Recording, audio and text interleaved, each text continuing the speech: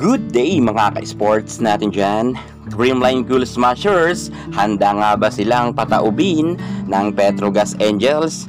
Bali-balita nga kasi ngayon sa mga social media platform kung saan nga mas malakas nga ang sinasabi ng mga ibang netizen na di umano ay kayang-kayang pigilan ang Creamline para makapasok nga sa semifinals.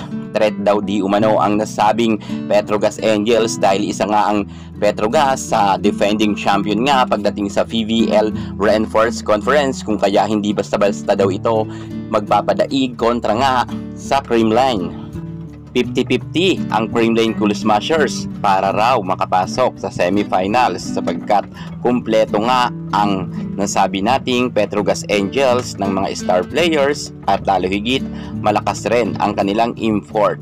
At kita naman natin na nag-level up halos ang karamihan ng Angels players, kung kaya nga sa first round ay kahit sabihin natin na nangungulilat sila, ngunit sa second rounds ay pinataob nga nila ang Creamline. Maulit kaya ito or sila naman ang papataobin ng Creamline?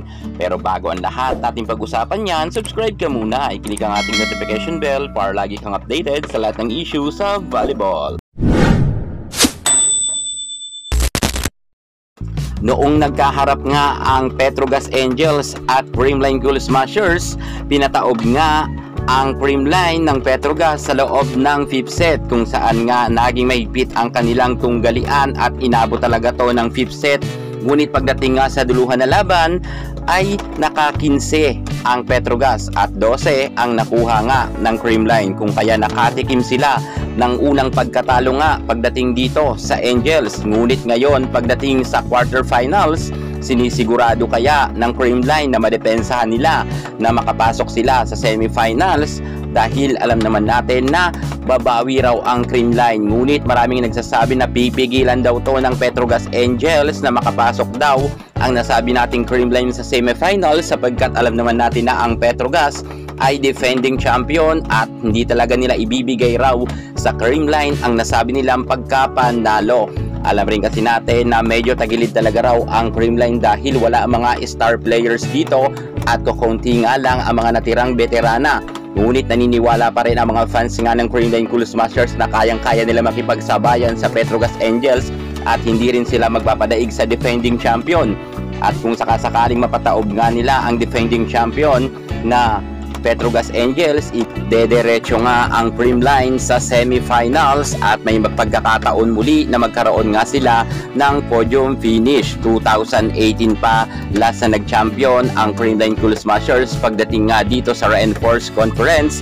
Ilang taon na rin ang nakakalipas ay hindi na nga nila masungkit-sungkit muli ang pagkapanalo nga ng ginto dito nga sa Reinforced. Kung sa All Filipino Conference ay madalas nga silang champion, dito ay hirap na hirap talaga ang nasabi nating Creamline. Sa tingin nyo mga ka-sports natin dyan, kayanin kaya ng Creamline Cool Smashers kahit nga wala ang kanilang mga star players na makalusot pagdating sa Petrogas? Malakas raw kasi ang loob ngayon ng Petrogas Angels dahil nga natalo nga sa second rounds ang nasabi nating Creamline Cool Smashers nang nagharap sila, kung kaya mas mataas daw ngayon ang kumpiyansa ng Petrogas. Pero alam naman natin noon na ang Cherry Tigo ay tinalo nga rin nila ang Creamline, ngunit nang nagkaharap sila ay sila naman ang tinalo ng Creamline Cool Smashers.